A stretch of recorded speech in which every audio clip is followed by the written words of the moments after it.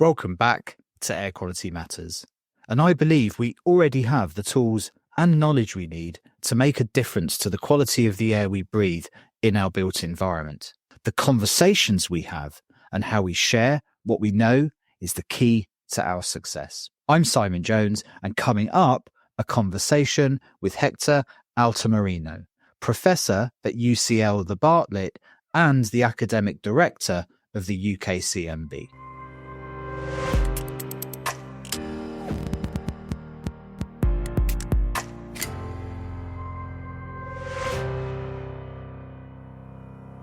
We talk about damp and mould a lot on this podcast, an ever-present challenge to our built environment and health globally.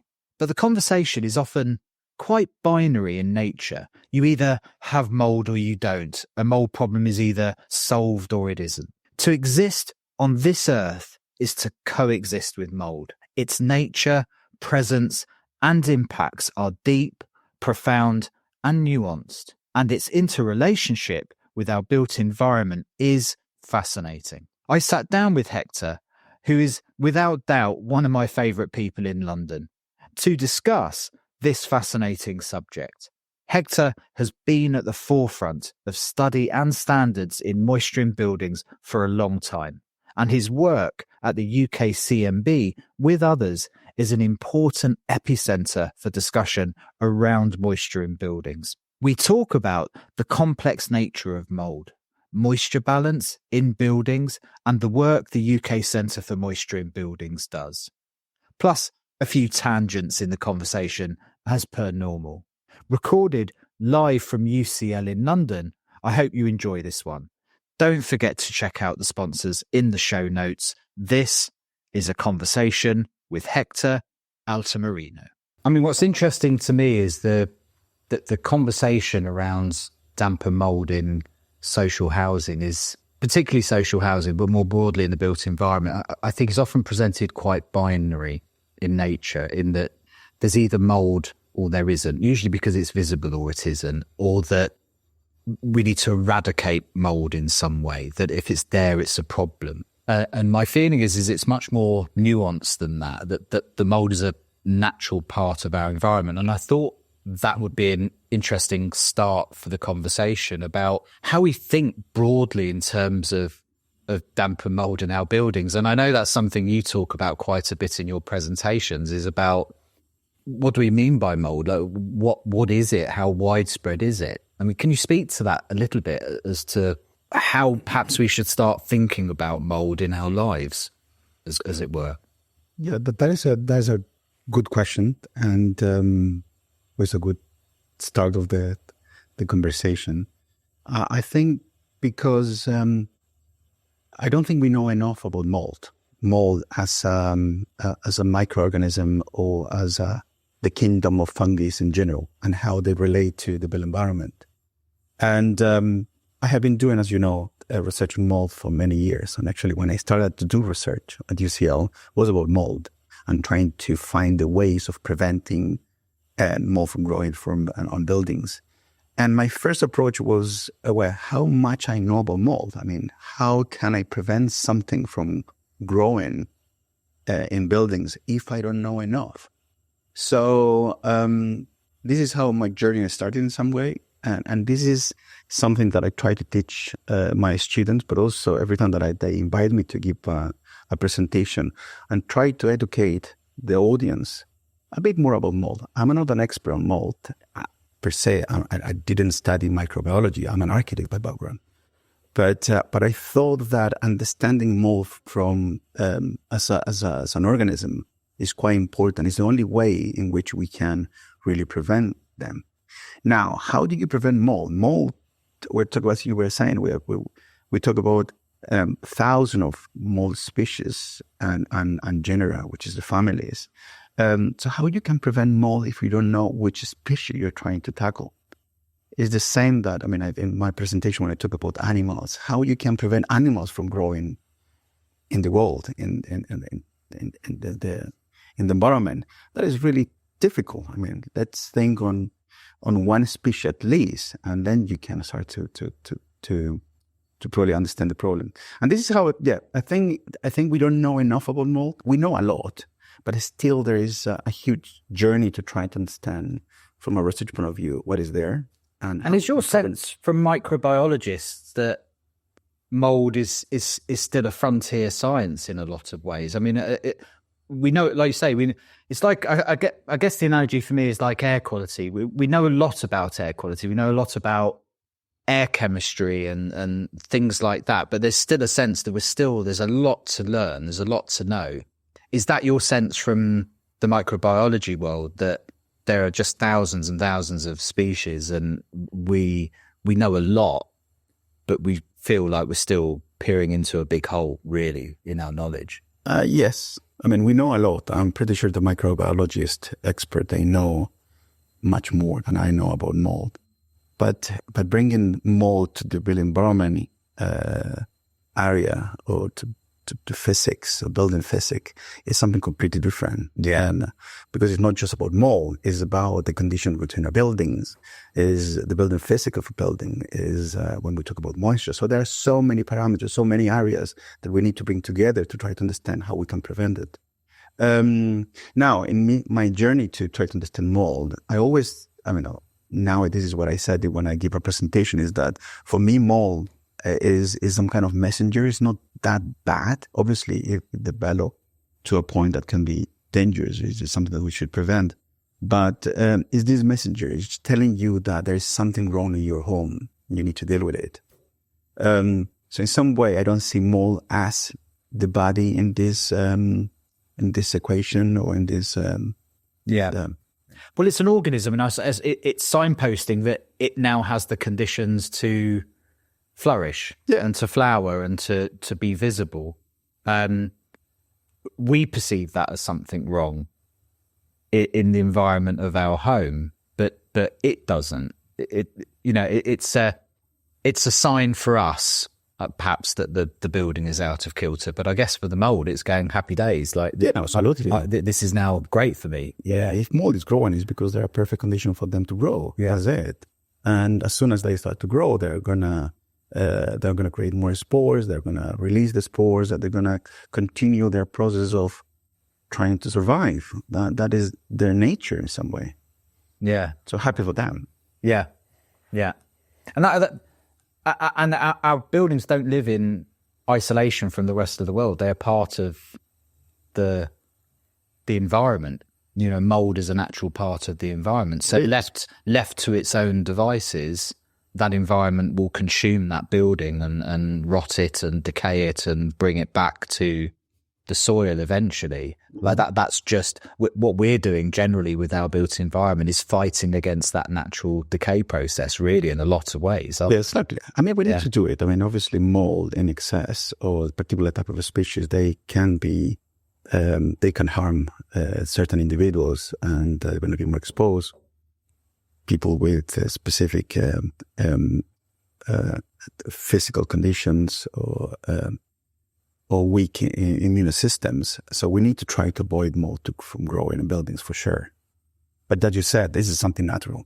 So it's going to happen. They are there. At the moment, we are breathing mold spores. Yeah. You're coming from another part of, not from London, and you brought your own spores from wherever I was from. Yeah, exactly. So yeah, the air is full of spores. So they are here. We're not going to ever get rid of and have a completely clean environment. Is it fair to say they're part of what we'd call a microbiome, mold and mold spores? Would they be classified in that they're part of the natural organisms of an environment? Absolutely. Yeah, absolutely. So at some level, I guess it's not healthy to have no mold in an environment. It plays some part at a very small level, even at decaying dead flies on your windowsill, or it's breaking down. Mold has a job to do, doesn't it, in breaking down stuff everywhere in our environment. So we don't want to get to a point where we've got a sterile environment, I guess, where there's zero mold in our buildings. That is a really good question. Yeah. And probably that is a research question for someone to look at in more detail. If you ask me, I mean, coming from another country where probably I grew up in an environment where you hopefully you are exposed to as many things as you can outside, is the only way to build your immune system to be stronger, which is completely different to what we are doing today, that we're trying to clean everything now. I'm not so sure. I mean, I don't have the knowledge to be able to say, yeah, and completely sterile environment is something that we need to look for. And mold, we need more. I want to believe that we need mold. I don't know. I'm not so sure what is our relationship, physical relationship with mold, if we need to breed them or not. I mean, I don't know what is the role that they play in our body. Yeah. I'm not sure. Is there some kind of symbiotic relationship there? There is something, but I'm not aware of that. Yeah. I mean, we have, for what I understand, we have a species of mold within our body that is there. I don't remember the name of this, probably I'm completely wrong, but yeah. I wouldn't be able to say, yes, we need mold. Yeah. To be able to physically, I mean, be healthier. I'm not so sure. But you're right in terms of the biomass. So we interact with a biomass that is full of mold spores and bacteria and probably all the type of microorganisms. And probably we need that. Yeah. It's interesting, isn't it? Because when we look at the built environment, and I use housing because housing is there's such a discussion around damp and mold and housing for obvious reasons. But the conversation is so binary, and I suppose the point I'm trying to make is that when you're trying to grapple with something big, and I think damp and mold in housing is a big problem. It's an existential problem to try and solve. One of the first goals in that process is to try and understand what good looks like. Where are we heading? What's the direction of travel? And if we're wrong to say from the start that the direction of travel is no mold in homes or the eradication of visible mold, are we setting a standard for ourselves that's either impossible to actually achieve or undesirable in some way? And that's the interesting thing for me, is that kind of discussion about if we want to understand the roadmap, because I'm involved, as you are, with housing organisations, talking to them about strategies for dealing with damp and mold challenges.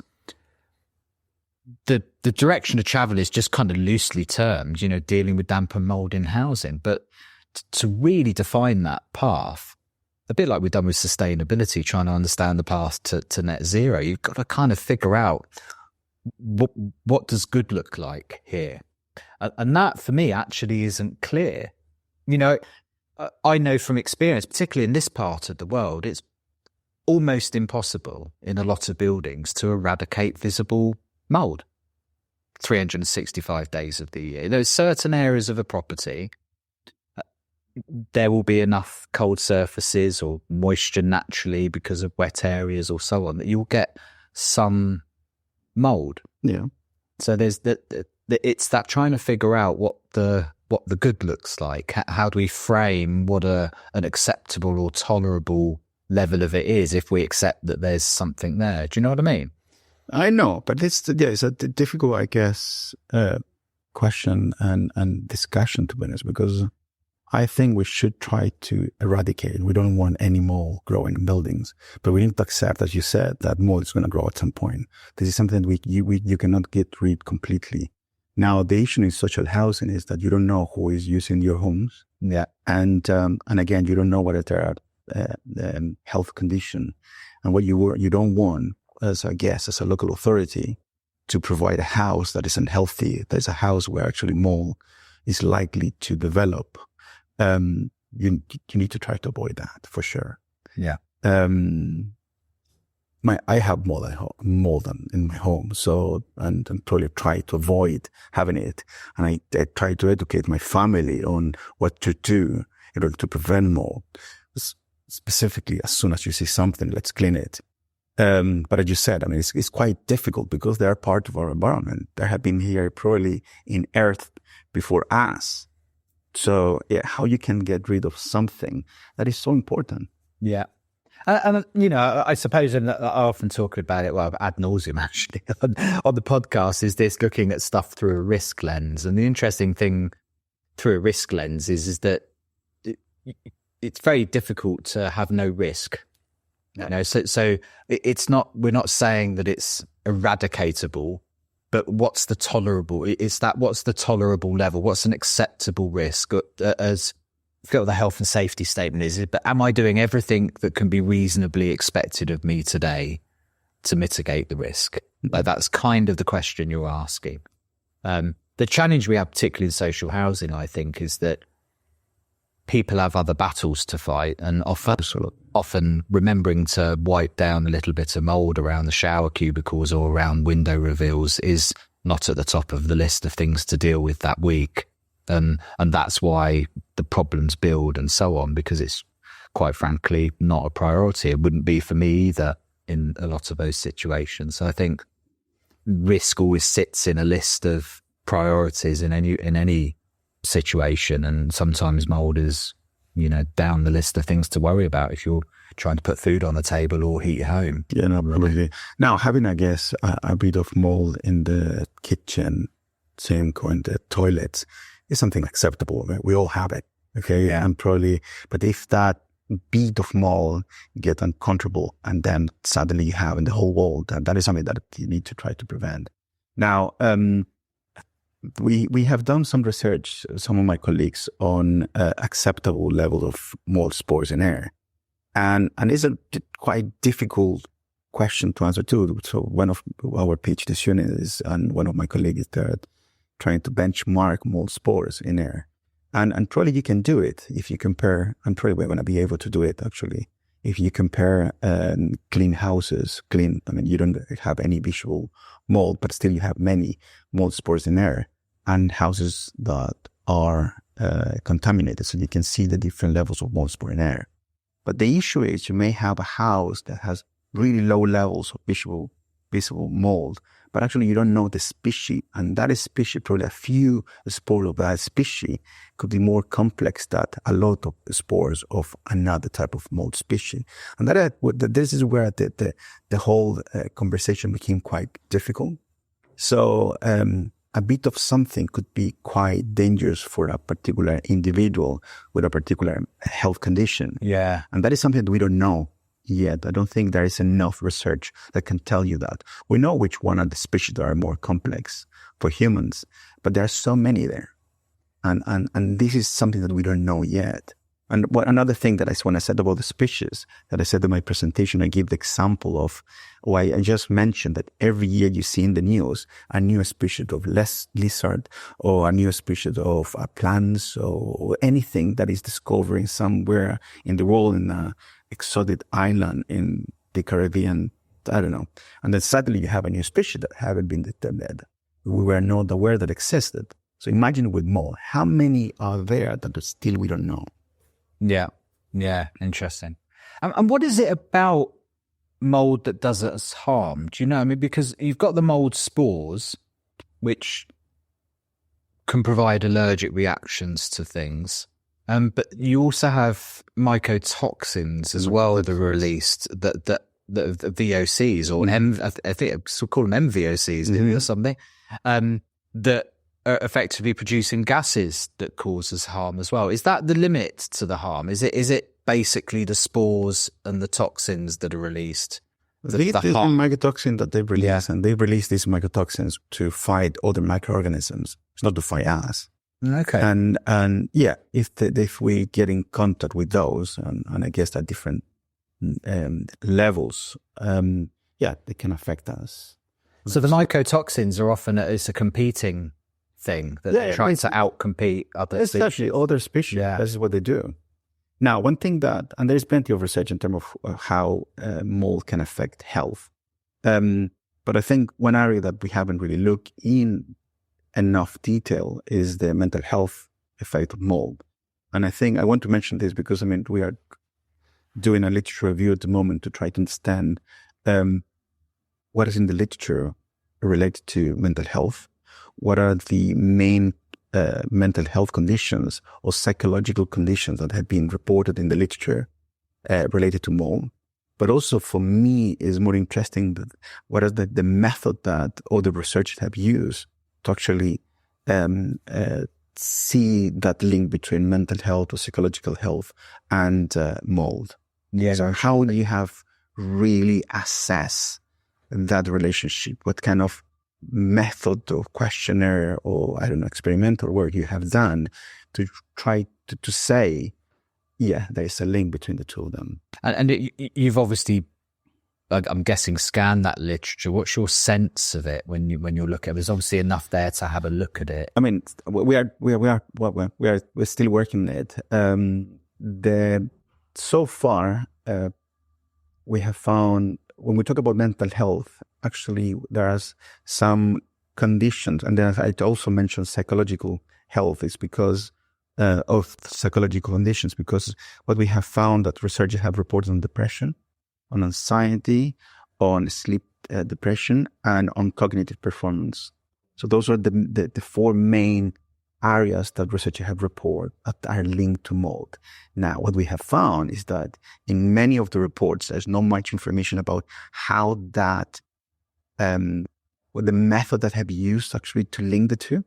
And this is what I am really interested, because at the moment, I mean, I want to go in another direction, which is try to understand the mental health and mold. I mean, we are developing a proposal at the moment to look at that. So this literature review was done to inform actually our proposal and our methods. So yeah, you want to use a method that is a standard method or something that has been validated.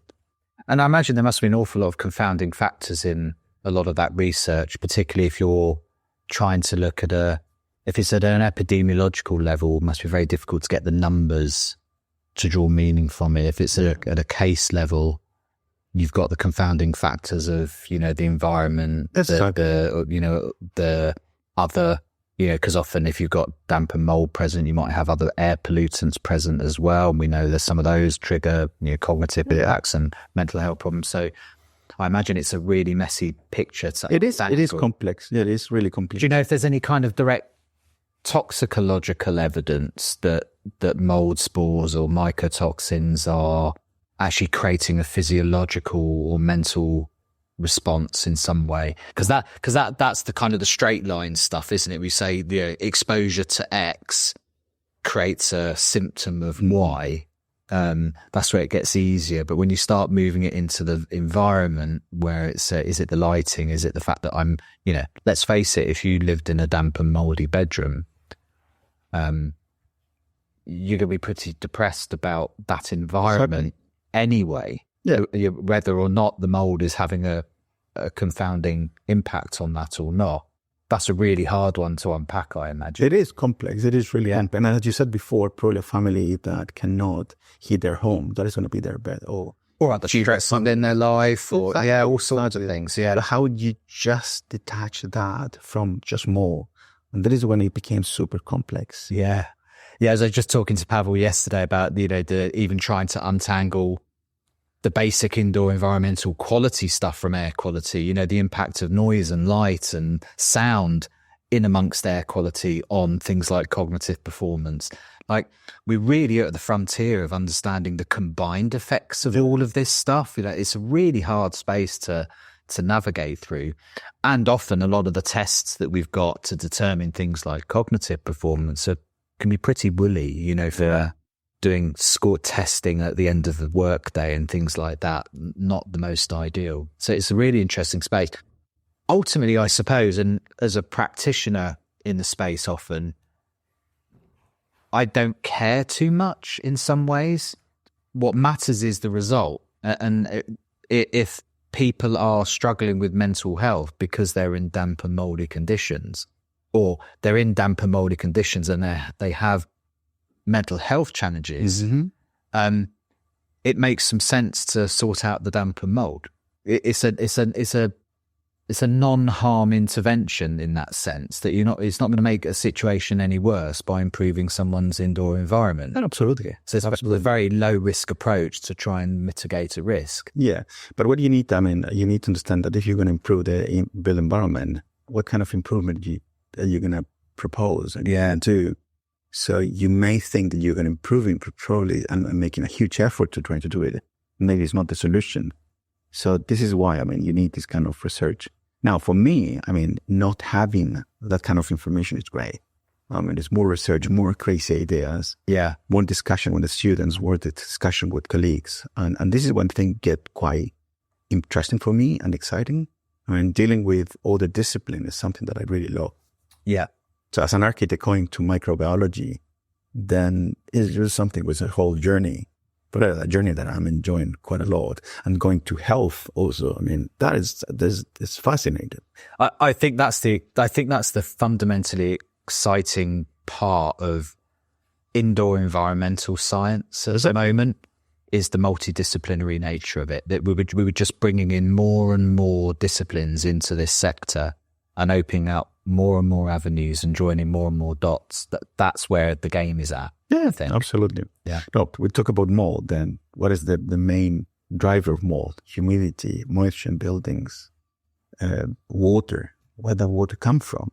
Then how we have removed that water, ventilation, and in the whole area of ventilation, there's so much to do research into. So that kind of really, for me, is the beauty of working in research and developing methodologies to actually answer those kind of simple but really complex questions. Yeah. And for me, in a way, it's quite analogous to some of the conversations I've had on the air chemistry side of air quality as well, is that there's just this expansive area of research and knowledge acquisition going on in that, and the joining of different disciplines. So it's incredible. So from people coming into this field, there's a lifetime of potential learning and business, and it's just a phenomenal space to be in. I can't emphasize that enough. But the beauty of what we're often doing when we're trying to deliver better outcomes is we have to condense all of that complexity through the conduit of a home, let's say. And in that space, there are only so many levers we can pull to engineer a better outcome. So you have to kind of squeeze all this complexity, and you could spend. It's similar to me to the sustainability question in the early days. There was an organisation called the Natural Step that kind of put it really well, and that was that you could spend the next 20 years being like a rabbit in the headlights at the just sheer complexity of what sustainability is. You could pick a fight on batteries or solar panels and fight there for the rest of your days if you wanted to, or you could broadly agree that resources are diminishing, demand is increasing, and somehow we've got to find our way through this funnel to whatever sustainability looks like. We won't know what that is until we get there, but we agree on the direction of travel. Similarly, for the built environment in let's say housing, we've got all this complexity of damp and mould and air chemistry and so on. But at the end of the day, these are people's homes where the mechanisms for dealing with damp and mould, and we'll come on to this, moisture balance, is there's effectively three drivers for mould in your home. That's the presence of moisture, presence of food for mould, and a temperature that it can grow in. Yeah. Right? Everything else is going to be a given. You will have mould spores. So the only levers that we have at our disposal to control this problem is those three conditions. How do we control those three conditions? And I think you put this really well in your talks, and the UKCMB, which we'll definitely come on to later, I think really coined this term moisture balance, that at the end of the day, we are always going to have food available for mould to grow in homes, aren't we? And we're likely to always want to have a building at a temperature that mould likes to grow in, or the species that we're talking about. So there's only really one lever here, and that's the moisture piece, isn't it? It is. No, it is. This is the most important one. And in terms of temperature, as you said, nutrients is full of nutrients. The whole, the materials, building materials, and even dust and and our skin. I mean, we all shed a lot of pieces of skin, millions of them, every second or every minute. I do not remember. And those aren't there. They get stuck on surfaces. And that is perfect condition and nutrient for mold to start and feed from there. But as you said, water is the most important. And going back to the moisture balance I think it is a really important concept. So homes are in constant movement. They're never static. It's going to depend on the conditions outside. It's going to depend on the conditions inside. It's going to depend on the building envelope. And, but if you get to one extreme, which is too much moisture at a particular time or for a longer period of time, what you're going to have, you may have a problem with mold growing. And, you're right. I mean, moisture is the most important one. And in terms of temperature, indoor temperature is ideal for mold. Well, probably not ideal, but is in a range to actually allow the development. Yeah. I'm guessing with mold, there's some species flourishing colder and warmer. I mean, there's probably a spectrum is there. So we have the stuff that we see is the stuff that enjoys the environments that we create for it. But as that changes, I mean, is things like global warming, do you think, going to have an impact on that? If we're subtly shifting the ambient temperature, how we manage spaces, are we going to see different species or species? I believe we're going to see different species. Yeah, interesting. Talking with, I forgot his name, a professor from Imperial College. I should remember his name. We're just discussing about how mold can adapt.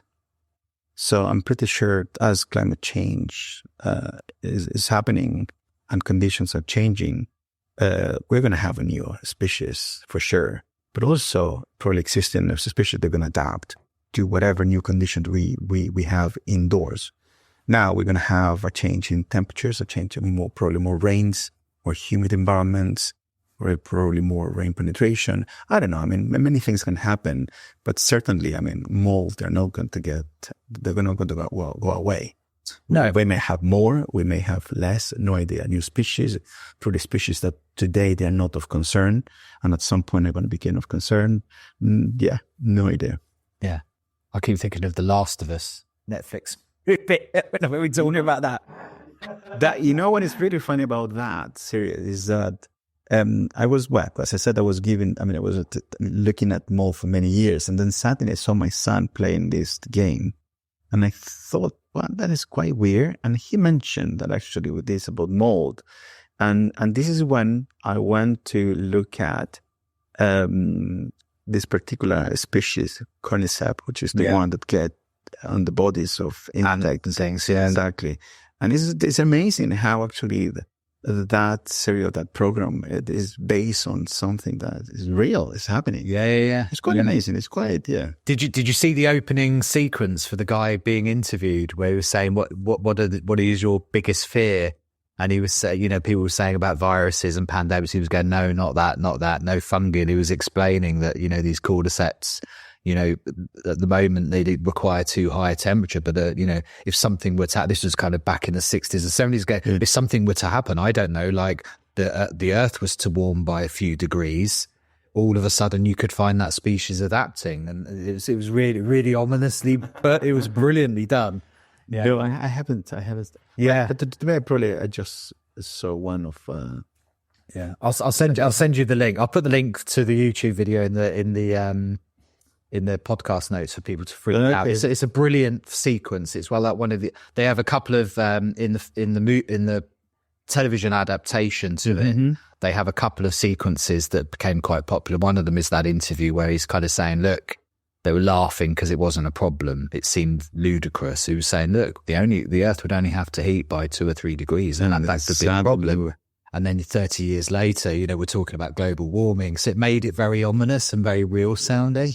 Yeah, and then the other one was the lady who's a cordyceps expert gets called into the first of the infections, and she's sitting there after having discovered that this is a cordyceps in the brain, and it's in Malaysia or somewhere like that, and the the chief of the army is saying, well, what do we do? And she says, bomb. You need to bomb the city. There's no vaccine. This is it. We're done. And she says, I want to go home now. And it's just like, whoa. And that's the start of The Last of Us. That was the movies, the television. It's really well done, actually. I haven't. I'll put links to it. I think this is an HBO, no? HBO, yeah. It was on Sky or something. Pretty sure. I mean, it's in my to-do list of things that I need to. It's not everybody's cup of tea, but I think for a couple of sleepless nights, those 2 YouTube videos will get everybody going. Anyway, we massively digress as always, Hector.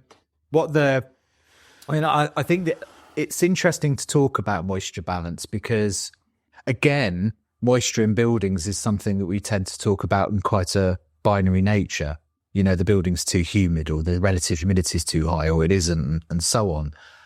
But I'm now been on the pedestal ever since UKCMB kind of coined the term of this moisture balance concept, and this recognition that every building and every space is probably going to have a different balance point. Mm-hmm. You know, there are these things that interact with that moisture balance, you know, the fabric, the systems, the people and their activities, all these things are having this impact on this, where this balance point sits. And depending on how occupied your home is, how much volume it has, the efficiencies of the materials, every building is going to have a slightly different point at which that building's in a healthy balance. And you shift one element of those factors and you can have an impact on the others.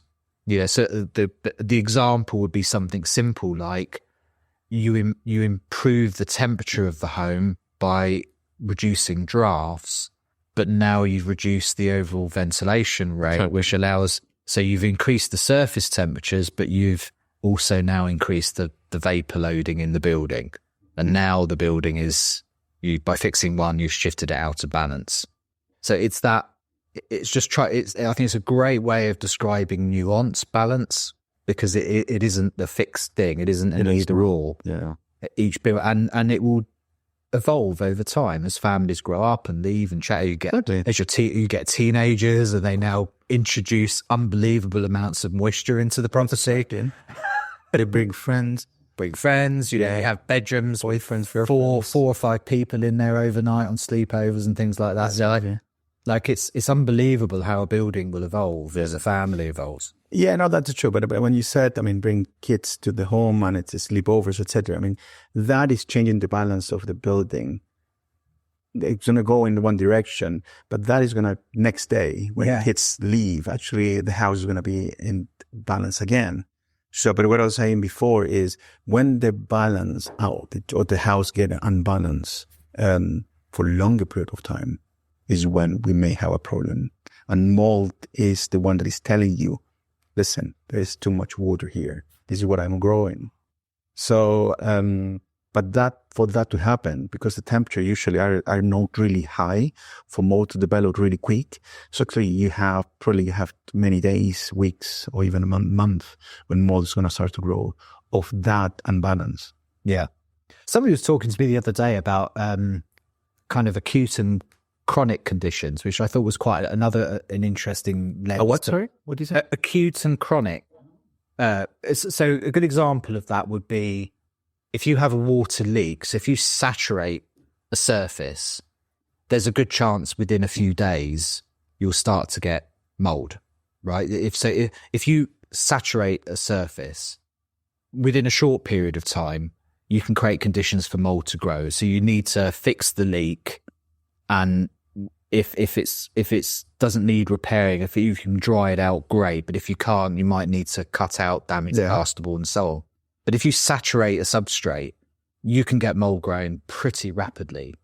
Whereas if it's a surface temperature problem, or where you're getting surface condensation or vapor loading in the space, it's more of a chronic. It builds up over time. It starts to appear. Whereas a leak is quite an acute event that happens, And if you don't deal with it, you've basically created a saturated surface for mold to grow. I thought, but I don't know if it's a perfectly true analogy, but I think it's an interesting one in the sense that, because we know certainly from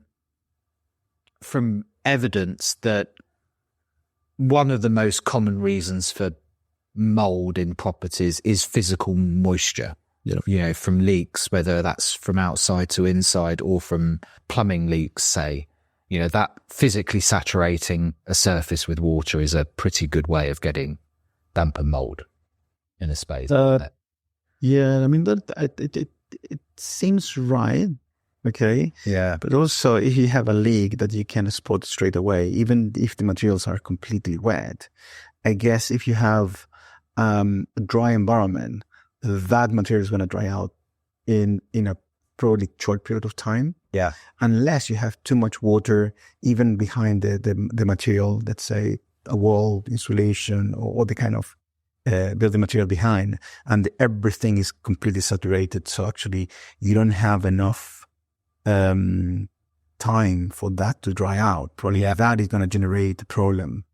But usually, I mean, probably what I will say is that if you have something, let's say a pipe that's broken and timber or wood that get wet, probably you're going to have another type of effects. I mean, some kind of changes on the material structure more than mold growth straight away. Yeah, so this is another thing that probably we don't consider too much. Is we talk about temperature, nutrients, humidity, but there is a really important point, which is a parameter, which is time. For mold to grow, you need time. And if you look at there is some kind of graph that is called isopleth. I don't know if you have seen them. No, I didn't have. So you have one axis relative humidity and the other one temperature. And you can see that a different temperature combination with humidity, mold is going to take a certain amount of time to germinate, or when the spore just crack and start the hypha or the mycelium to grow.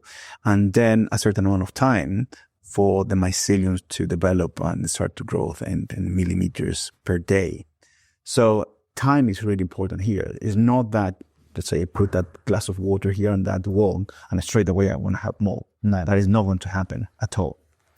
There's a germination period. There's a germination period. So you have a spore. Probably that this wall is full of spores. And then if you get proper condition, that spore is going to crack. We're talking about micro, really tiny things. So crack, and then it's going to start to expand. So if you look, it's really beautiful how they look like. I mean, a hypha is like an arm that starts to the growth. And then that hypha became a mycelium, which is all this structure, wide structure. And for the mycelium growth and for germination growth, you need specific environmental conditions. Okay. Time, but also for sporulation, which is actually when the mold start to produce more spores that are the ones that are going to be released, and which is the black thing that you see. So when you see a surface which is black, it's because it's millions and millions of spores, and some mold just release the spore naturally. Another one is just when you remove it with moving of air. So so time is something that is just critical here. But this is what when someone called you and said, "Wow, I have a wall that is full, completely covered with mold," I just said, "Okay, oh my God!" I mean, to get to that point, there has been weeks of proper conditions. Yeah. But sometimes, those conditions, if a wall is damaged or there's a leak or something, is not an insignificant problem to solve, is it? Absolutely. It's a challenge, yeah. And this is why, I mean, understanding what is the root cause of mold is something quite critical. Yeah. Because there's not just, let's clean it. Yeah, simple. But why is causing this mold? Is it because of this, as you said, break of a pipe or some kind of source of water from outside? Or is this ambient humidity? So having that kind of diagnostic is quite critical, because then you know what to do. I'd like to borrow your attention for just a moment to discuss ACO, a partner of this podcast. ACO, an EI company, specialises in pioneering new technologies in fire, carbon monoxide alarms, and Internet of Things technology. Many know them as the go-to company for these products. In fact, this year, they're celebrating 35 years in business.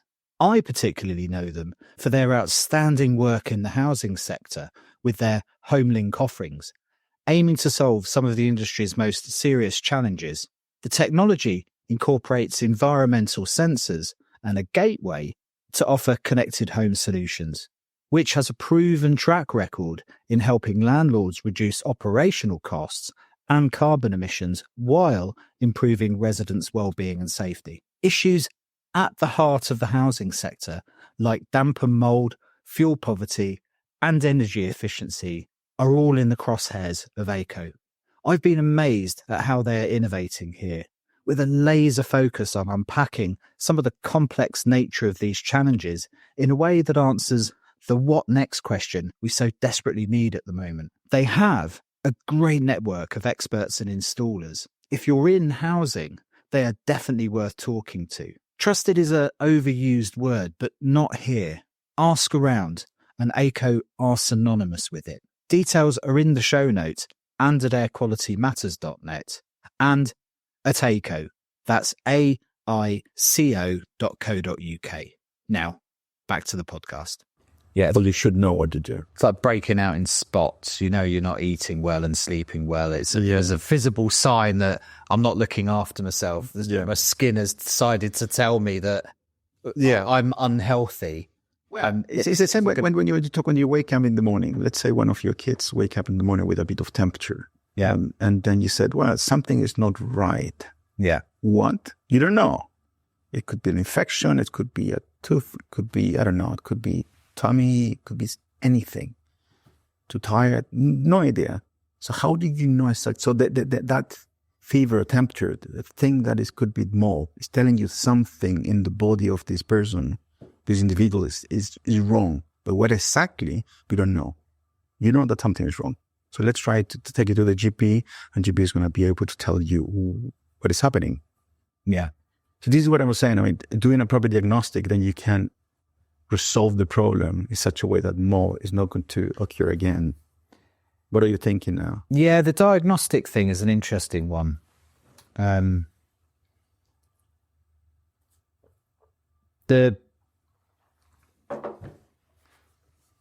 a couple of questions that come to mind to me about the diagnostic part of it. That there's the diagnostic element, which is there's something wrong with the building. The building is out of balance. Who are the right people to have those conversations with? Because the things that cause that imbalance are quite widespread. It often falls between different disciplines, between ventilation people, surveyors, damp and mould organisations, rising damp companies. You know, that it's been quite a split sector for a long time. And I think in the diagnosis of the whole, we've often been applying specialists in one element of it who may or may not be incentivized to sell all their solutions or not, you know, and I think everybody's aware of those problems.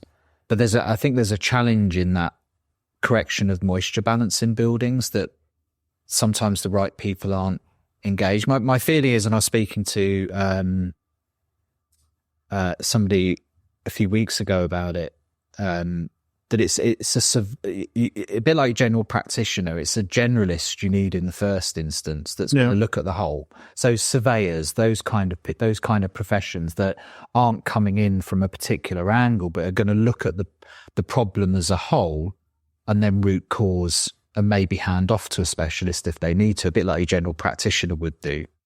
But the second part of that diagnostics, and I only having this conversation yesterday, first thing a GP generally does for a general problem is send off for bloods.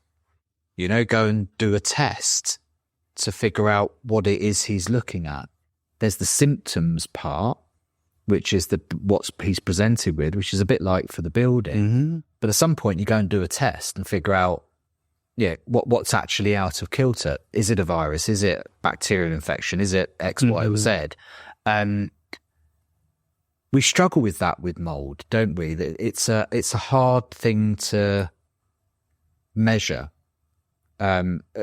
Where are we these days with diagnostics of mould spores in airs or swab tests of mould on surface or in dust?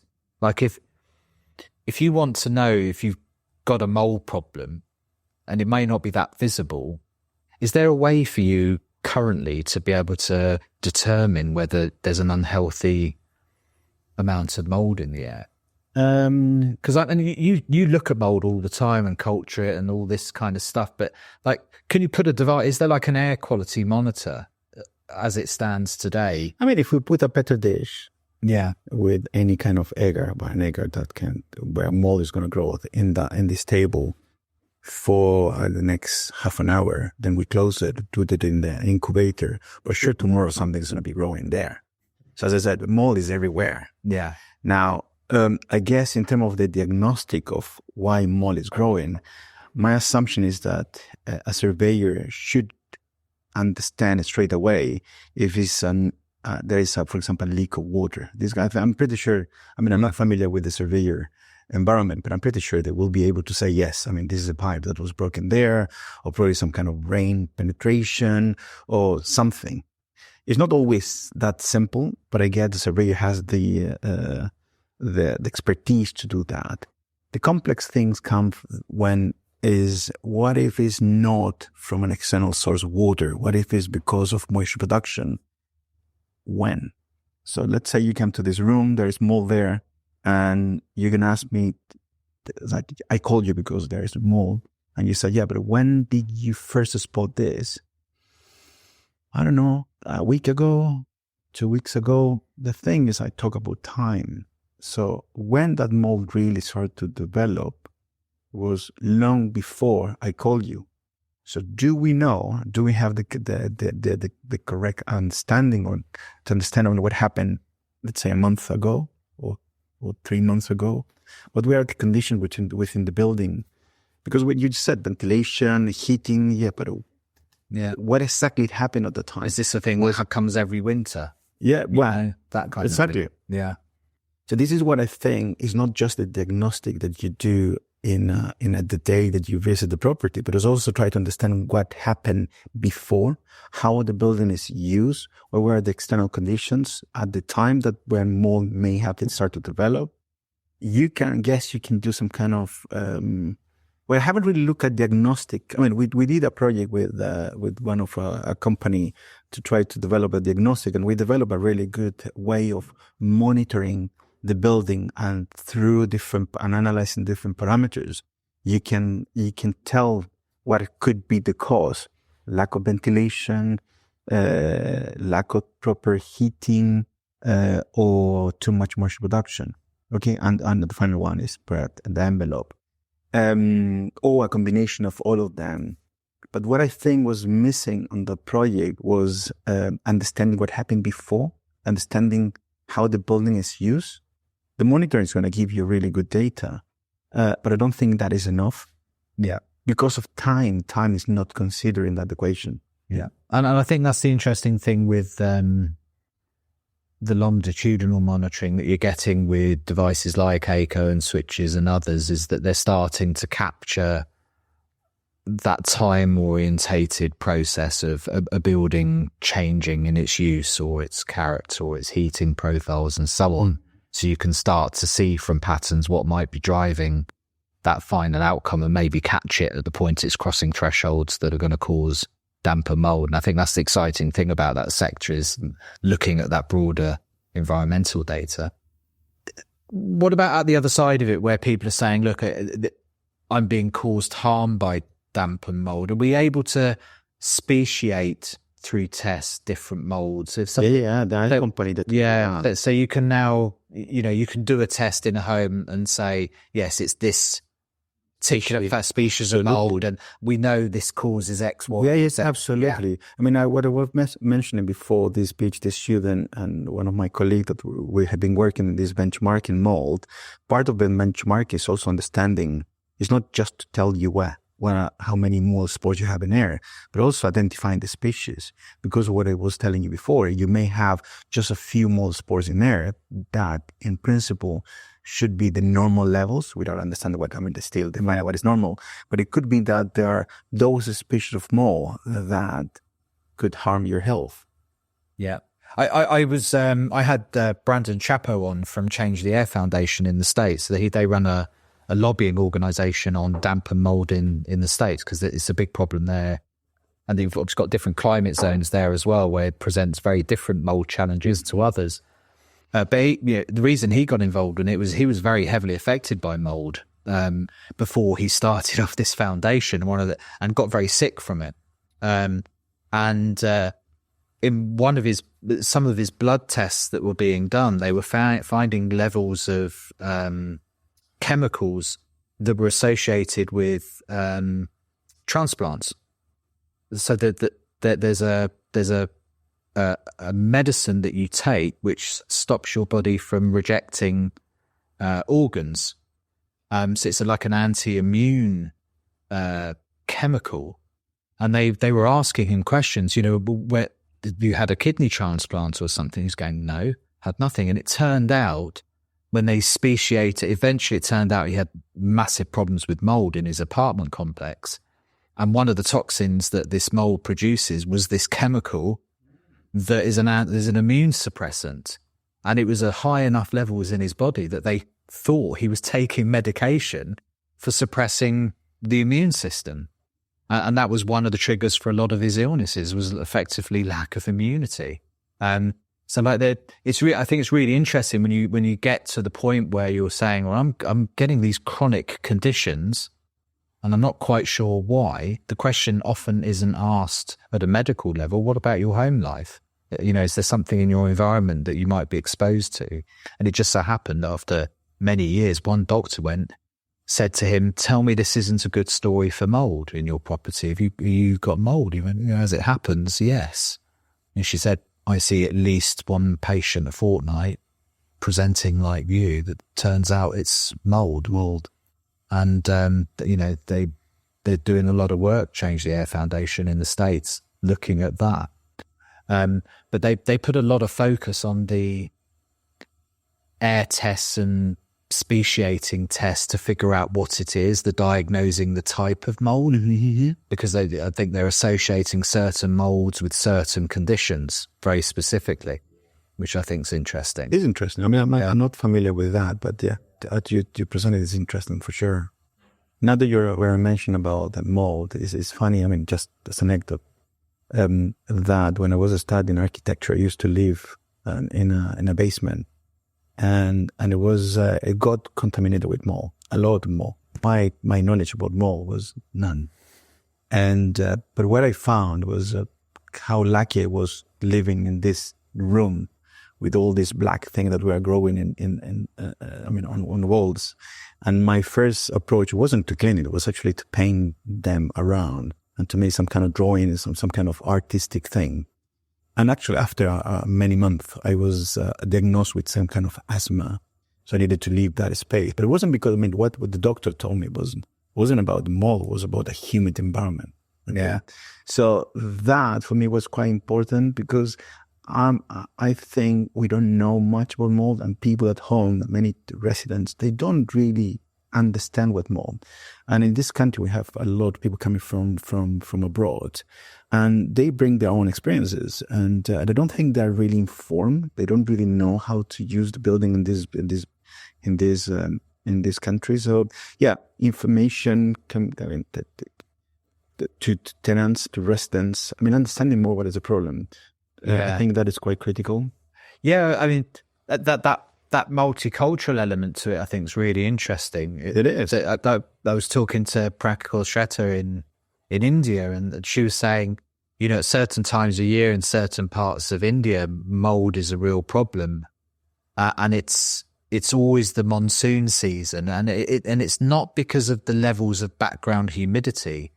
It's just the fact that when you get that much rain, of course, it's going to find the weak spots in your home. And she says every monsoon season, you're just waiting for the damp spots to start appearing, and you try and keep on top of it, but you just drench a building with that much water, it will find its way in, and then every year you get the problems with the mold. So it's less an environment, because the buildings are quite open, it's less an environmental problem.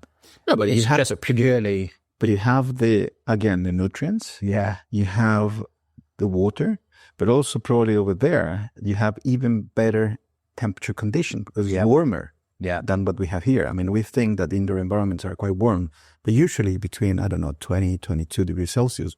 But over there, probably are even higher, which is perfect for mold. Yeah. What temperatures you stick in the Petri dishes in? Well, usually you put it at above 25, 30 degrees Celsius. Because again, if you look at the isopleth, the perfect temperatures, I think is 30, but depend on the species. It's closer to 30. I mean, really warm. Yeah. So if you've got really warm, humid conditions in the tropics, for example, it's just ideal. Yeah. Yeah. And that's another interesting element, and certainly something that I've learned over the last few years is how the different regions just totally flip the building physics on its head as well. So we have a pattern in my worldview of condensation, damp and mold is born out of living in this part of the world, which is every winter in the heating season where you're getting cold surfaces and you're closing buildings down, and that's our mold season here. But if you go to the tropics, it's a totally different game that's being played. It's air-conditioned spaces. It's interstitial condensation being driven from the outside in, not the inside out. It's vapor barriers in different parts. It's a completely different set of build. But it's the same concept of moisture balance. Ultimately, there's a healthy balance point for that building. That if you're conditioning a space where it's 35 degrees and a 78% humidity outside, and you've got 24 degrees at low humidity inside, you're creating some really big imbalances. And you could cause these problems. Yeah, I mean, mold is a huge issue everywhere. It's not just in this country. Yeah, and in Asia, in Australia, South America, many African countries, they have the problem. So it's everywhere. It's not just our problem. And and this is where we start to talk about the species. Probably over there, they have all the type of species that are more, they probably are more happy growing over there than the species that we have here. And I haven't seen any research on that area, to be honest. I haven't really looked at species according to different parts of the world. Yeah. Yeah, it'd be interesting to know, wouldn't it? So what's your kind of, I mean, there's no doubt about it. And you've been involved in writing moisture standards, in building regulations for Part F. You've been involved in housing and moisture for years. I think you, as well as any, has a good sense of the challenge we've got with our building stock to move it in the right direction. What's your hope for the next kind of 5 or 10 year block when it comes to moisture in buildings? We've had the death of a child, which is about the most tragic outcome that you can get in the death of Arabishak.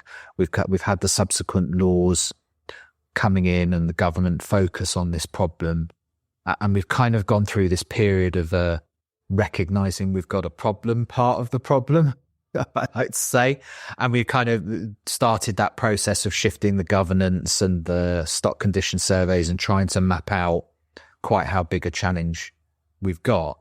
But we're now into this phase now where quite big organizations that are managing quite a lot of housing are now going to have to do something about it. We've gone from the recognizing we've got a problem, figuring out quite how big a problem we've got, and saying that we're going to do something about it. We're now in this phase now of actually delivering in some way. What's your kind of hope for that next block? Where do you think that traction's going to come from?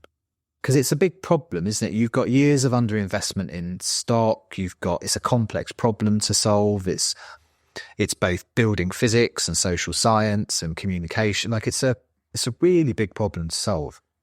I mean, more than a problem, I think it's a big challenge. Yeah. But it's a challenge that I feel that more organizations have taken positively.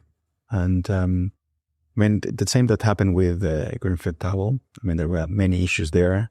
And obviously it shouldn't have happened, but it happened.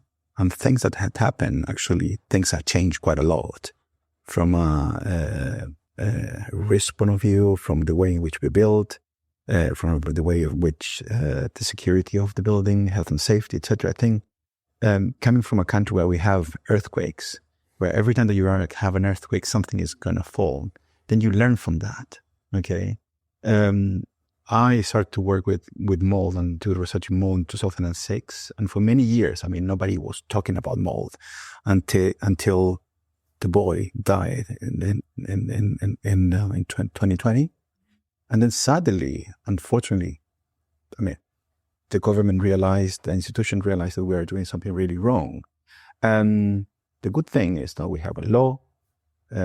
Local authorities and housing providers, they know what to do. I think the residents are getting more information. I think there have been a peak of, we know that we have a problem and we need to solve it. So I'm really positive for the next 5 years. I mean, from a research point of view, it's great. There's a lot more that we need to do. We're working with local authorities, trying to understand in which way we can help them. Not just from a UKCMB point of view, but more from a research point of view. So there are some local authorities that really wants to do research, and through research help their tenants and residents, which I think is fantastic. We're working with the local authorities, trying to understand what are the best practices and how those best practices can be implemented in other regions and other locations. So I think I'm super positive about what is going to happen. I think, as I was saying, every time there are earthquakes, you don't want an earthquake, you don't want people to die, you don't want things to fall. But thanks to that, in some way, it seems that we as a human, we realize, oops, we have a problem. I mean, all this can be resolved and could be prevented, but we don't, I mean, as a human, this is not our nature. No. Until something happened to you is when you really realize that we need to react. Same with COVID. I mean, come on. I mean, we knew that something was coming, and there was research on indoor air quality and infection disease transmission and how things, what do you have to deal and then suddenly arrives here and we're completely overwhelmed. It's like, oops. Yeah. And how? I mean, come on, years of research, developed country struggling with something that could have been prevented in some way. So what? Have we learned the lesson? I don't think so. Yeah. I mean, from an indoor quality, come on. This was the COVID. It was a big driver of let's understand indoor quality, let's understand ventilation, which is great. It is really great for the area, etc. But from a human point of view, do we really understand that? I mean, I go to I take the underground every morning, and you see people just sneezing and coughing, and how they don't realize that actually they're sick and they're just spreading everything that they have. Well, you're asking big questions about human nature there that I'm nowhere near qualified to answer. But you're right. I think I'm probably in the middle as a realist. I've asked this question of guests quite a bit, particularly ones that were very heavily involved in COVID, whether if they were writing the book from an air quality perspective, would they have had COVID or not? Because it's an interesting question to ask people, because the thousands of deaths aside, I'm not saying anybody wants a global pandemic, but of course it asks the question, was it ultimately for the good from an awareness perspective, or was it a distraction? Like, were we making meaningful, broad progress before it? And this came along, set false expectations, false precedents, and was so violent in its impact on society that the human instinct has been just to try and forget about it as fast as possible. That there's that I was having an interesting conversation with a lady called Plum Stone. She'll be on the podcast before this one's released, actually, for listeners, so they're probably aware of this from the conversation. But she was from a family that has had long COVID. She had a husband that was vulnerable because of a long-term kidney illness and things. So COVID's not over for them. So when there was Freedom Day here in the UK, that stung for them because in fact it made it worse for them because kids could go back to school infected now and so on. So the reaction, and it struck me because I'm probably like many where you've had a bit of a sniffle in the last couple of years and you've gone, I don't want to know. That I'm just not, I don't want to stick another swab up my nose to find out whether I've got COVID or not, which is bad on me. But I think a lot of people have been in that boat, that it was a traumatic enough COVID in their lives that we're kind of glad to see the back of it. But there's a whole community of people with long-term illnesses, disease and so on, where it's not. And like you say, people on I'm not quite sure we're back to the badge of honour of turning up to the office absolutely hanging with cold and flu, but I don't think we're far off it. No, I don't think so. Oh, come on, man up, come to the office, it's only a cold. We may be not far back off being back to that, which I think is a shame. So, no, but you can come back to the office, but use a mask, like some protection, or if you're going to use a room, tell the people around you, I'm sick. Yeah, so you don't mind using another room, or let's open the window. I mean, things that seems to be quite basic and people should have understood, and I don't think they have. And I wonder, my concern is for the moisture balance, damp and mould question. You'd hope that a death of a child and a law is enough, and there's going to be good progress. But I think people will forget. I think my biggest concern for damp and mould in housing is this, actually, that it is an erosion of trust piece. So damp and mould has been highlighted. A lot of housing organisations have written to tenants, made it a very big deal that they're going to deal with damp and mould. They've got these policies and reaction times and so on baked into the law. But as we've been discussing here today, damp and mould isn't necessarily an eradicable problem, and certainly not in the short term. So the way human nature works is you highlight damp and mould, something is done this year, this next winter it comes back again, but they only fixed the fans and did that last year. This year they might replace the windows and do something else, and then next year it comes back again. And over a period of time, that trust is eroded. All that action and effort over the next 2 or 3 years somehow gets eroded with time, introducing this time element to mould again. But that's my concern, is that because this is such a big problem and a nuanced problem, that the one thing we can guarantee is that for the vast majority of people, mould is going to come back again next year. Absolutely. Right. But that's not the way the problem is being presented. The problem being presented that this is a serious problem that we're taking seriously and we'll deal with it within 48 hours and show that we've dealt with it and now it's gone. And I think that's the challenge, because what happens in that environment is that scale, people just go, yeah, we've heard it all before. Mould was here last winter, it was here. You're not doing anything about it.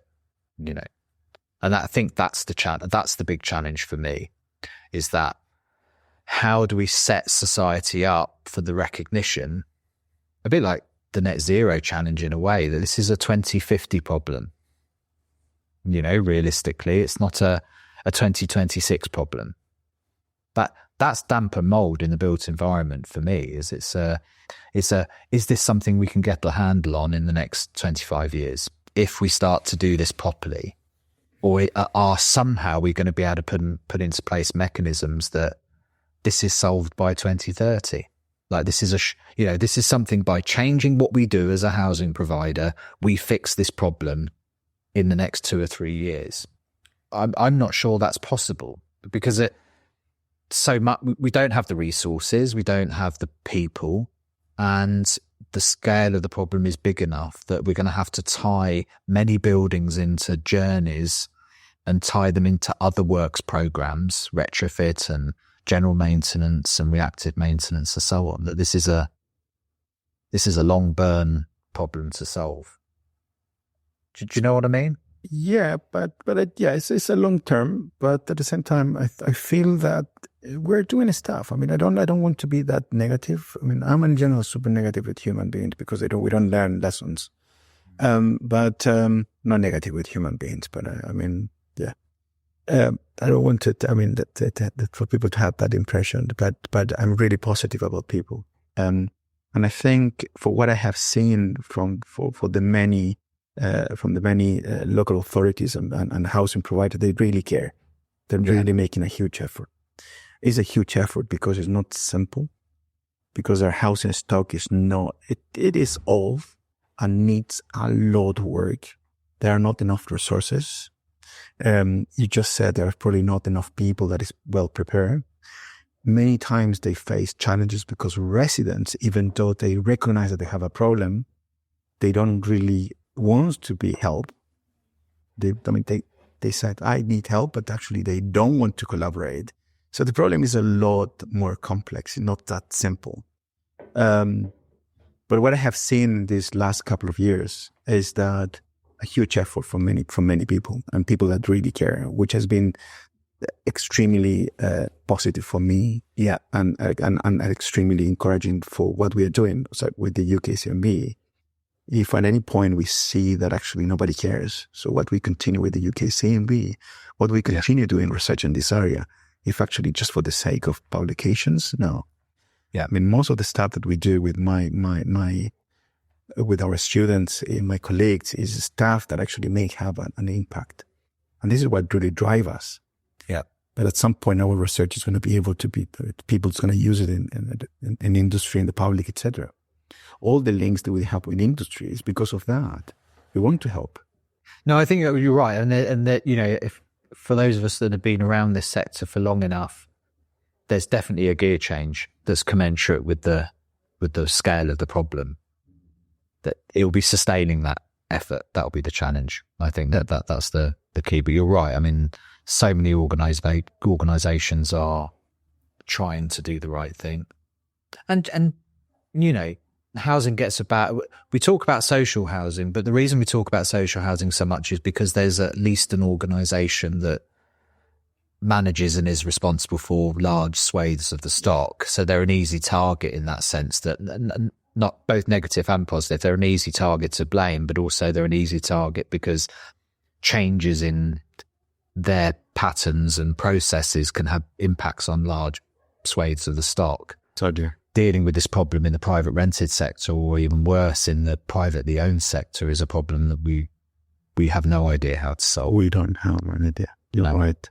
It's because it's you instead of dealing with several hundred authorities, you're dealing with hundreds of thousands of homeowners. Yeah, but I have attended some presentations and events where actually you see those private owners, and you see a lot of people that really care too. Yeah, you and I both actually were up in, I can't remember whether it was the Suffolk Renters. So Suffolk Renters was a really good example. Yeah. So seeing that, I think is again, it's encouraging. It's something that you see that there is a positive change, that mold is being recognized now as an issue that need effort from the housing provider, but also from tenants. It's just both of them. And there's tools and far more tools and organisations available to people than there were 5 or 10 years ago. Yeah, absolutely. We'll come on to the UKCMB, but you've got Healthy Buildings and all sorts of organisations really trying to provide the resources and tools for people. How did you find yourself here doing what you do, Hector? You saying you were looking at moulding buildings in Chile, I think. No, not at all. Years ago. No. What happened is, I did a master's degree here in the UK in a school of architecture, but it was about energy and environmental design. So it was quite broad, but I was always extremely interested in the health impact of buildings. Yeah. Actually, at some point in my life, I wanted to study medicine, but I didn't have the grades to go to medicine. But I was really young age. And then while in Chile, I was working for the government, looking at slums within the Chile. And I had to travel a lot. And also I used to work for a small foundation that provided housing. So I was quite lucky enough to travel my country and to see poverty and slums and ghettos and people without house at all.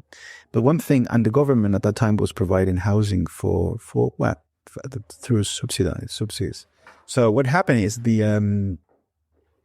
I realized that the type of building that we were building for families in different climate conditions within the country were the same.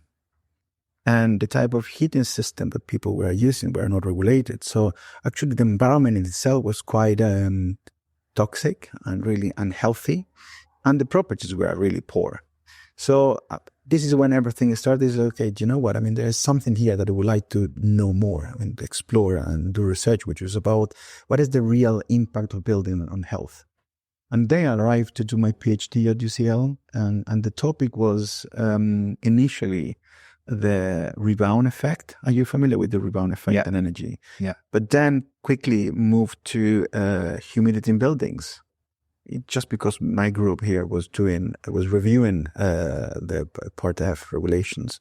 So actually my topic, I mean, I formed part of a team at the time, and my PhD was about mold and humidity. So the whole PhD was the small paragraph in the Part F 2006. Was that correct?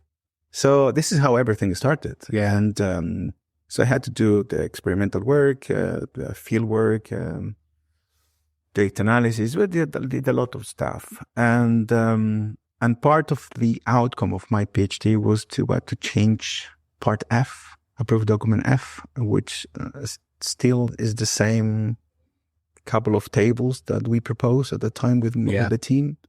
So this is how everything started. And that's the 1 hour, 1 day, 1 week, 1 month. Yeah, relative humidity and the surface water activity table. Yeah. So this is why they recognize that the important aspect is actually the surface humidity or the materials humidity, not necessarily the humidity in air. Obviously, that air humidity is going to have an effect on the surfaces and the materials. But that interaction between mold and humidity, it happened on surfaces. It happened on materials.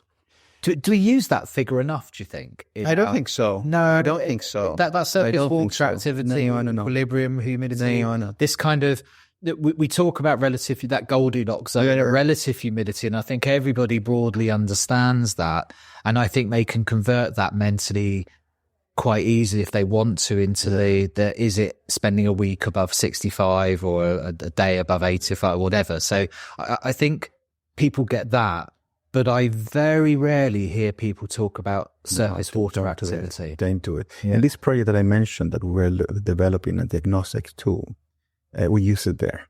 And that was the way in some way to tell you if the building envelope was thermally good enough or was affecting the mold formation.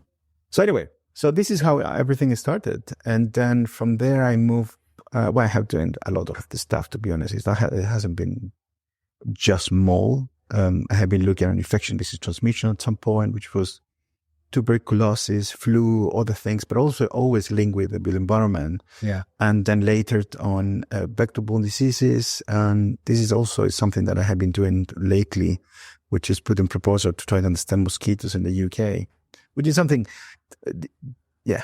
I really get interested on methods and new subjects and new discipline, to be honest. I mean, I really love that. And always within the built environment. And with mold, also, we are doing some experiments with the lighting, with acoustics. Try to understand mold in a different way. Yeah. And one of the fabulous resources you've got now is here east in UCL and your labs out there. I mean, that must be an absolute playground for you guys. It is an amazing facility. every time we will go there, when you enter here is, the whole location around Stratford, and you get into the lab, and I feel super proud of being able to have that kind of facilities that has helped us a lot to do research and to help our PhD students. Yeah. It's not just the facility that we have within our department, but it's actually the interdisciplinary that occurring here is, because there are people from other departments, and it's a really small community, but it's an extremely rich community. It doesn't feel the same, for example, in Bloomsbury, and at least for me.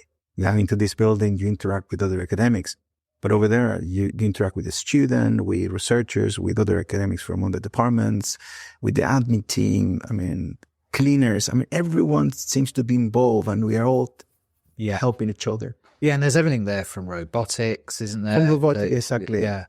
And in terms of our facility, we have, with the years, UCL has helped us to improve what we have.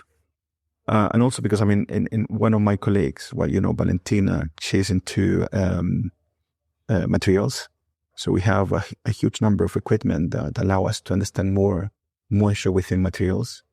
And in my case, which is more about indoor quality and molds, we have also some kind of facilities there that allow us to look at that. So, yeah. I think what's fascinating for lay people like myself that go into environments like here is they're not unique, but it is particularly special there, is that science brought to life element that you get and feel there. Because academia can seem quite a stuffy, distant place sometimes, very theoretical in nature. But when you go, particularly in construction science and building material science, you go to a place like that and it's instantly brought to life. Yeah, no, you're right. Very viscerally. You're walking around and there are people building walls with bricks and putting them in environmental chambers and soaking them, and you've got sound chambers and it just bursts to life. And I think creates a connection between the theoretical and the real world. Yeah, absolutely. Is that intermediary space where science meets the real. And you always, been there a couple of times now, and you always come away from the place kind of invigorated about the future of that kind of construction science. Wait, that's happened to me every time that I go there. So Yeah. it's not just for you. Yeah. I feel super alive when I go there. I really love it. Is it a full academic course now? Is it bursting with talent and people down there now? It's a lively place, this part of your UCL, isn't it? Yeah, it is. Environment, yeah. But in which way? You're getting the influx of students, you're getting the talent in, you're getting some good subsequent people coming through. Yeah. We have undergraduate students coming to here and using the facilities. We have a couple of courses that we have developed with other departments, but also within our own department. We have a number of MSc programs that make use of the facilities over there, and we try to make our courses as practical as possible. Yeah. And we have a number of PhD students. So there's the people that you have met in our conference when we're there. So, which are really hand-on and all of them doing experimental work, which is amazing. And I love them. They're all super, super amazing researchers. And what is it you broadly teach here in UCL, Hector? Because it's like you say, it's not just damp. I'm talking to you about damp and mould today, but it's more. It's much broader sustainability, energy piece as well, isn't it? I teach a module. I'm in charge of the module. It's called Building Solar Design, which is basically integrated design. It's passive design, bioclimatic design, and in that module, the student learn different tools and different concepts, but they have to apply in a project, the design project. So they have to design a house. And every year I try to change slightly the location. And this year we are working with an NGO in Lesotho, which is the country in the south of Africa. And this NGO works with the communities on architecture and developing businesses. And so I thought, okay, why not to develop a house in two locations in the mountains of Lesotho and in the main capital. So the students have to do that. They have to design a passive house in that location. This is one of the modules that this is the module that I'm in charge. But I teach in other programs and in other areas. I teach methods of environmental analysis, mainly monitoring and equipment, how students can use that. I teach also about mold, and humidity in buildings. This is for a program that look at health in buildings. Yeah. And I teach also, there's another I have a lecture. I forgot for which program it is, but it's about indoor quality. It's about but I give just examples. I mean, this is just general, what is important. Yeah. I mean, indoor quality in buildings, but it's mainly examples of buildings that I have monitor. So I just tell them what works, what doesn't work, etc. What is the issue, for example, in this particular building with the MBHR, the issues that we have found. Problem with the controls, so the system we use as a cooling system, as an air conditioning, but the building was overheating anyway. Problem in changing the filters. Problem on how the installation was done. But it's just really basic things. It's more examples of case studies so students understand. Because there's no point of us just showing them, teaching them the theory. It's also, let's see what we as an academics, as a researcher, we have found. See, one way or another, you've got a lot going on. And then on top of that, you're involved in the UKCMB as well. What's your role in the UK? I'm academic director, yeah. How did you first, because you've been involved in UKCMB since its inception, really, haven't you? Not really. No, I joined the UKCMB, I will say a couple of months after it happens. I wasn't really involved in the beginning. It was Neil May, who was the one that founded this, and with another colleague of mine.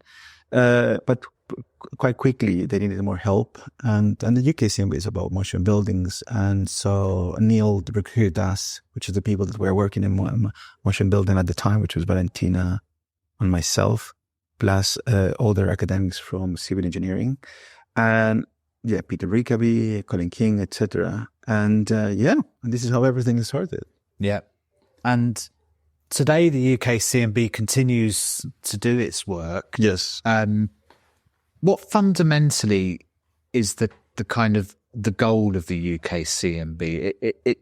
It's there as a resource primarily, isn't it? And a centre for research, pulling together a number of institutions to look at things like moisture in buildings. Yeah. It's got a number of things it does. Well, we do a lot of things, and with time and years, things have changed. And so we are doing different stuff with different type of activities. Initially, and it's still the ethos of the UKCMB, trying to make or to help the industry and the public in general to understand moisture in buildings. That is what we want. So we want to reduce the risk of moisture in buildings as much as we can. And to do that, we have created tools, animation, videos explaining simple concepts, but difficult concept, but in a simple way. We have created where we have been participating in a number of building regulations and helping other professionals within the country on developing them. We have created courses like the condensation dump and mold, understanding the risks in buildings, etc. So everything quite practical, just to help practitioners and to help industry. I'll put a link in the show notes, by the way, particularly to the videos as well, that introduce concepts like moisture balance and mould and so on, I think. And there's the other one, which is a bit more of mold, which is just talk about mold, which is quite nice. Since 2021, we've decided to have our own international conference on mold, and this is motion buildings, and this is something that we initially discussed with Neil.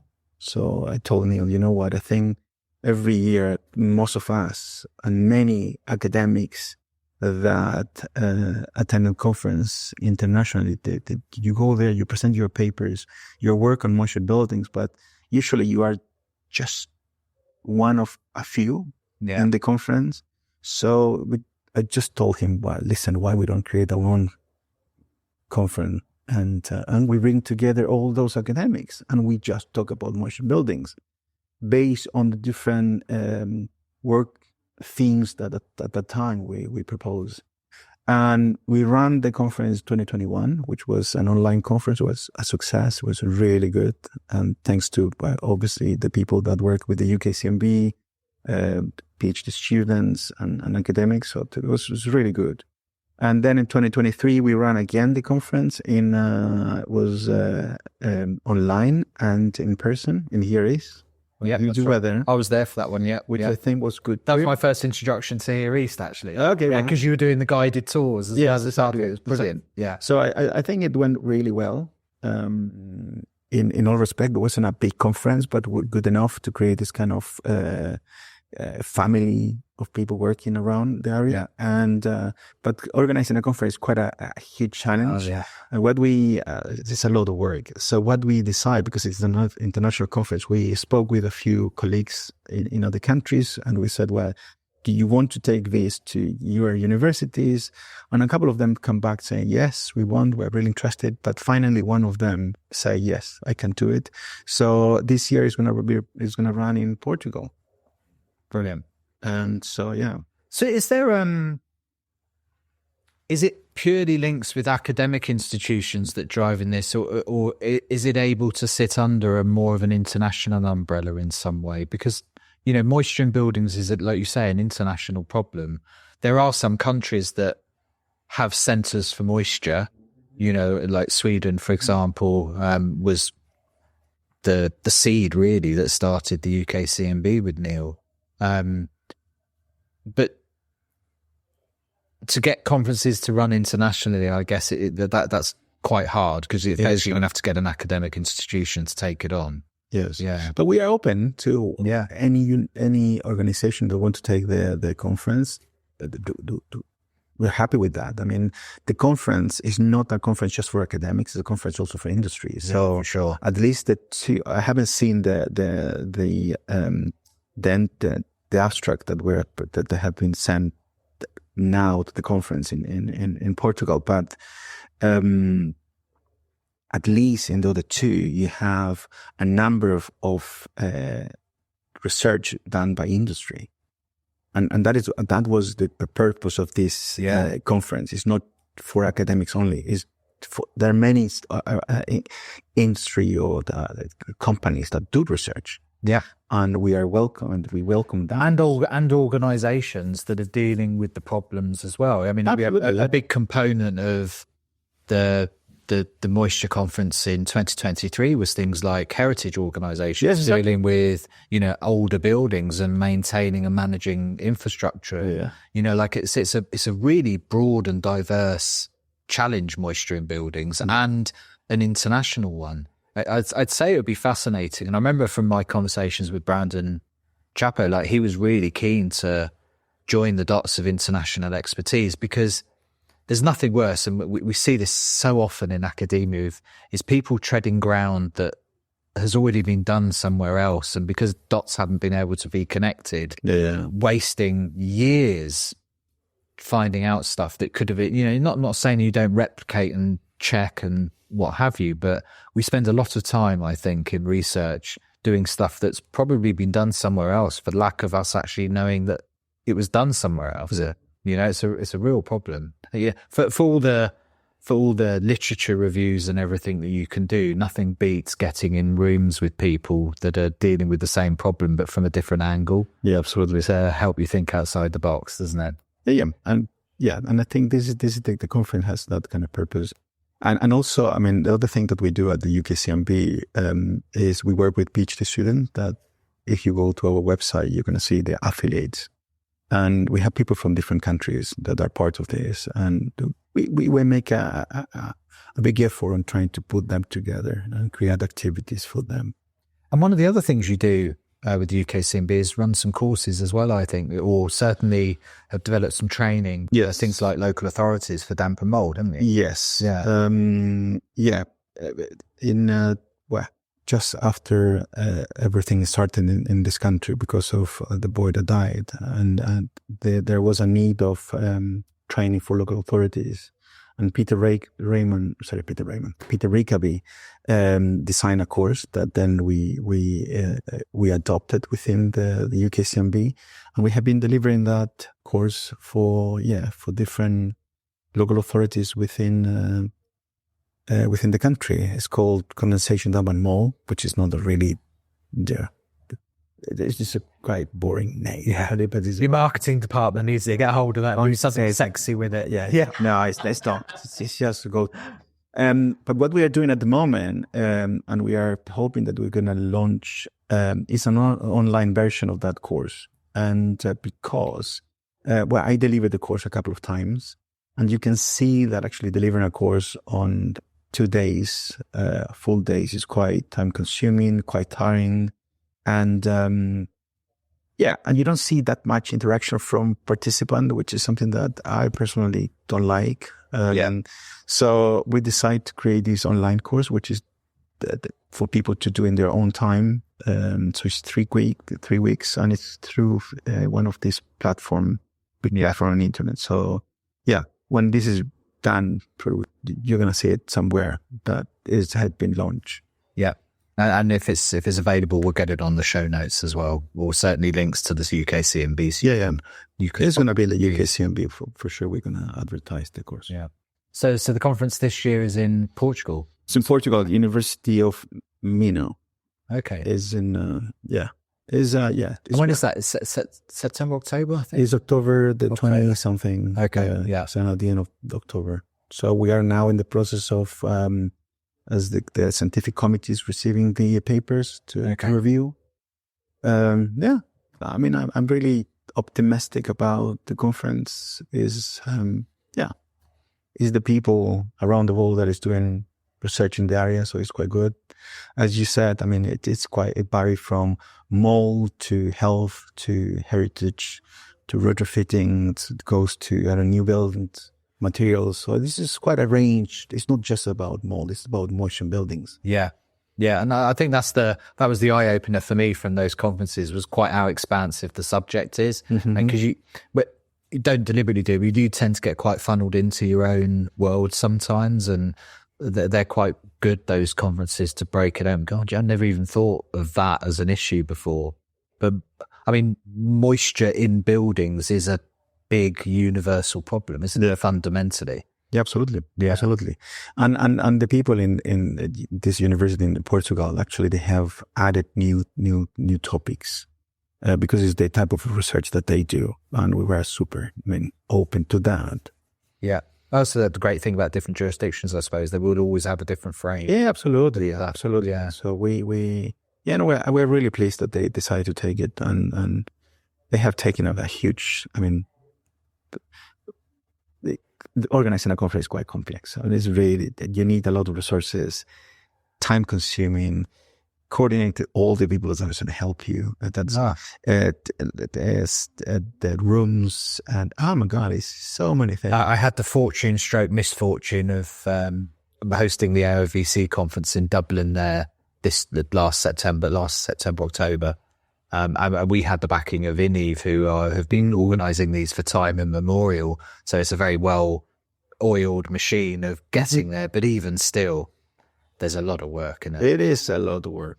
Every time I ever get involved in any kind of an event, the overwhelming feeling out the other side of it is like, I don't do that for a living. Yeah, no, exactly.